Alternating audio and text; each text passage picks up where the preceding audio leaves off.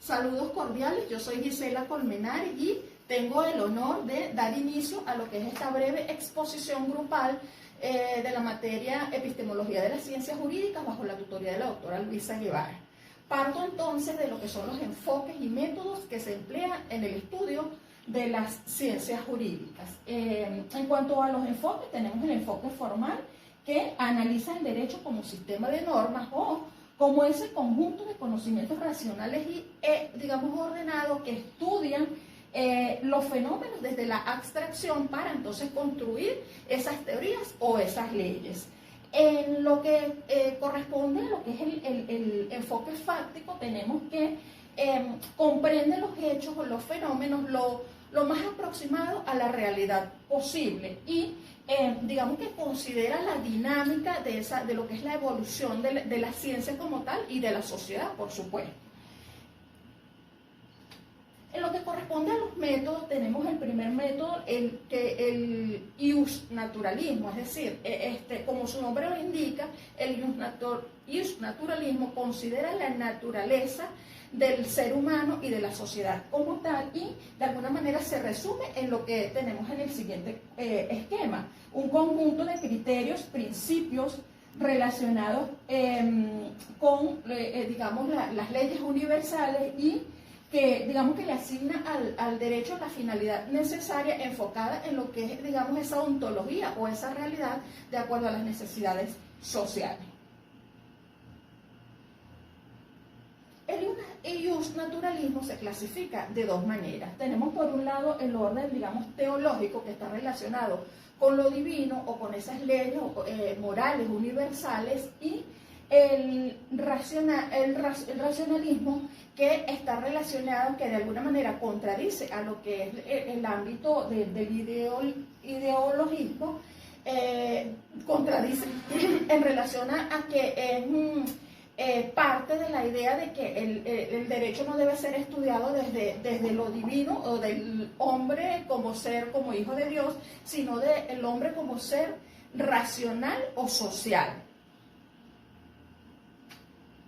El otro método que se emplea en el estudio de las ciencias jurídicas es el normativismo, que digamos que estudia el derecho como un conjunto o sistema de normas que se adecúan a lo que es el positivismo. Ve entonces lo que son los derechos del ser humano desde el sentido de la igualdad y propone y respeta la jerarquía, digamos, lo que establece Hans Kelsen, que es esa jerarquía de las normas y de las leyes. Y en este sentido, pues propone que en ningún sentido moral a la regla del derecho, porque cuando una regla de derecho expresa la sanción, se debe seguir al acto ilícito, es decir, el término debe carece de significado moral, es decir, es ese respeto por la jerarquía de las normas y del deber ser. Finalmente tenemos lo que es el sociologismo, que es una corriente entonces que estudia el derecho o que digamos que establece que el derecho deriva de la esencia del hombre como ser social y que su importancia radica en las actitudes y conductas humanas que derivan de dichas normas y valores es decir, no consiste en normas y no se identifica con un deber ser, sino con un ser. Digamos que esto es todo lo contrario entonces de lo que viene siendo el iusnaturalismo y el iusnormativismo, por cuanto él ve o estudia la ciencia del derecho como esa ciencia que se debe ocupar fundamentalmente del ser, de la conducta humana, que es un conjunto de fenómenos o hechos eficaces o reales y no de las normas formales o vigentes, ni tampoco de los valores justos o naturales, es decir, todo lo contrario. Ni como hombre, digamos, de orden divino, como que parte de la naturaleza, ni como ese respeto o esa esencia de lo que son las jerarquías de las normas como tal, sino como el hombre como un ser social. Es todo. Muchas gracias por su atención. Saludos, feliz tarde. Mi nombre es Nadiuska Celis. Me corresponde la interrogante. ¿Los enfoques y teorías epistemológicas del derecho son considerados una teoría o una metodología? Para ello, Serafín Ortiz señala que el derecho tiene 3 niveles epistemológicos y es en esos niveles en que el jurista debe desplazarse. Es lo que comúnmente se conoce como la tridimensionalidad del derecho. El primer nivel lo comprenden los valores, que tiene un enfoque filosófico axiológico y muestra el papel que tienen los valores en el sistema jurídico. Vinculado al naturalismo como concepción jurídica, los juristas reflexionan sobre la justicia con el fin de ofrecer justificaciones sobre el fenómeno jurídico. El segundo nivel lo comprende las normas. Tiene como referente el iuspositivismo. Tiene un enfoque lógico y teórico general, se aborda la validez del derecho con el fin de ofrecer descripciones fundamentalmente las normas jurídicas. Y el tercer nivel, lo fáctico, que es uno de los temas más importantes, lo constituye la eficacia del derecho, de modo que desde un enfoque sociológico y ontológico, los realistas jurídicas tienen como objetivo ofrecer explicaciones acerca del fenómeno jurídico. Atienza, una teoría jurídica debe ser capaz de ofrecer una respuesta a todas o al menos a la mayor parte de estas interrogantes: por qué existe, en qué medida consisten normas, qué relación guarda con el poder, entre otras. ¿Puede ser considerados estos niveles epistemológicos como teoría? Para este autor la respuesta es afirmativa, porque efectivamente responde las inquietudes o interrogantes acerca del concepto y la naturaleza del derecho. Pues así, el estudio y la comprensión del derecho tiene que ver con los valores, las normas y los hechos. Desde un punto de vista metateórico, los niveles epistemológicos del derecho pueden considerarse como una teoría jurídica. Sin embargo, el concepto de derecho y la naturaleza del derecho ha originado que surjan varias tendencias en el dominio teórico con respecto a estas dos corrientes jurídicas que debaten la relación entre el derecho y la moral, que son las corrientes positivistas y los no positivistas. Para Robert Alexy, los positivistas afirman la tesis de la separación, los no positivistas afirman la tesis de la conexión.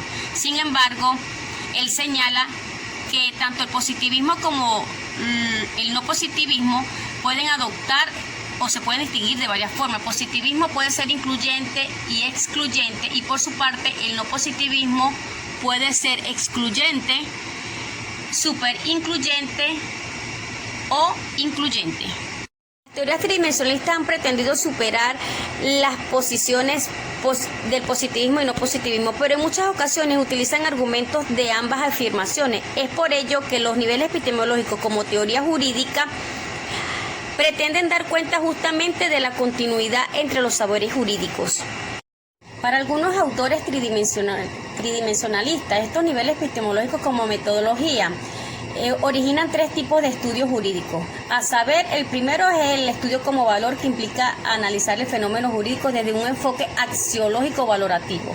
El estudio desde el punto de vista de la norma supone analizar el derecho desde un enfoque de la teoría general de las normas, y el estudio del derecho como hecho suscita el estudio de la realidad a partir de descripciones fenomenológicas particulares. Debido a la complejidad de los problemas jurídicos, no existe un método correcto o el mejor método para estudiar y comprender el fenómeno jurídico, pero no cabe duda que estos 3 niveles epistemológicos contribuyen significativamente a una buena investigación jurídica, la cual debe tener un orden epistemológico. Gracias.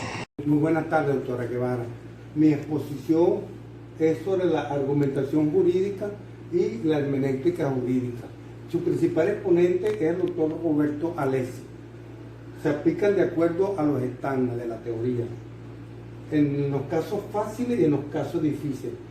Hay justificación interna en el sentido que cuando el juez va a dictar sentencia toma en cuenta el silogismo judicial, premisa mayor, premisa menor y la conclusión.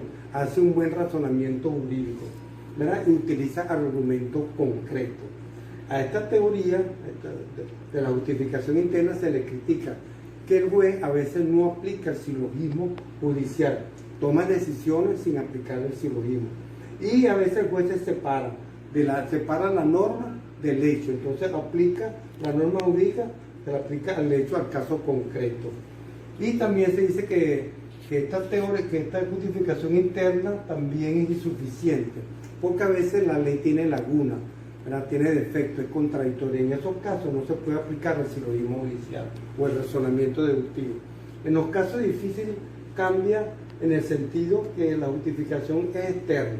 Hay buenas premisas, tanto mayor y menor, buena conclusión, los estándares de la teoría se aplican, la decisión está fundamentada, está razonada, está motivada y es congruente, se aplican reglas y principios jurídicos, hay buena argumentación jurídica, puede aplicar los precedentes judiciales existentes y puede hacer ponderación de intereses.